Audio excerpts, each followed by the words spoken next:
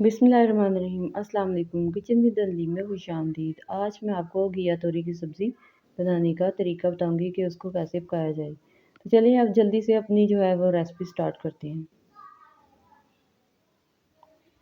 Video शुरू करने से पहले हमारे चैनल को सब्सक्राइब करें और नई वीडियो के नोटिफिकेशन के लिए बेल आइकॉन ज़रूर प्रेस करें। 1 किलो घिया तोरी लिया, उसको छील के अच्छी तरह से धो के काट लिया ब्रीक ब्रीक। और इसमें एक दरमियानी साइज़ का प्याज, एक टमाटर और सब्ज़ मिर्च 5 से 6 तकरीबन मैंने इनको छोटा छोटा काट लिया। हल्दी हाफ़ टी स्पून, सुरख मिर्च हाफ़ टी स्पून, काली मिर्च हाफ़ टी स्पून, नमक हस्बे ज़ायक़ा। और इसमें 4 टेबल स्पून इसमें कुकिंग ऑयल ऐड किया है। हाफ़ कप इसमें पानी ऐड कर रही हूँ। और अब इन सारी चीज़ों को हिला के हल्की आंच पे इसे मैं पकाऊंगी।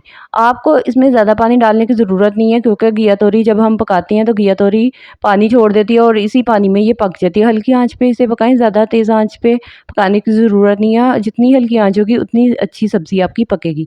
अब इसे कवर करके हल्की आंच पे पकने दें। थोड़ी देर के बाद आपने 10 से तकरीबन 5 से 10 मिनट के बाद इसका ढक्कन उठाना और इसे चम्मच लगा देना है और फिर दोबारा ऐसे हिला के आपने इसको दोबारा कवर कर देना है, ताकि ये अच्छी तरह से खुद ही पक जाए। और आप जो है वो जब भी सब्ज़ी पकाएं उसको कोशिश कीजिए कि घिया तोरी हल्की आंच पे पकाएं।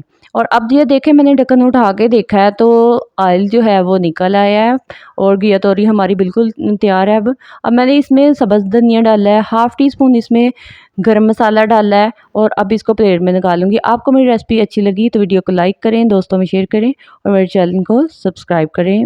माशाल्लाह घिया तोरी का सालन रेडी है। आप इसे नान या रोटी के साथ खाएं। मिलते हैं एक नई रेसिपी के साथ, तब तक के लिए अल्लाह हाफिज़।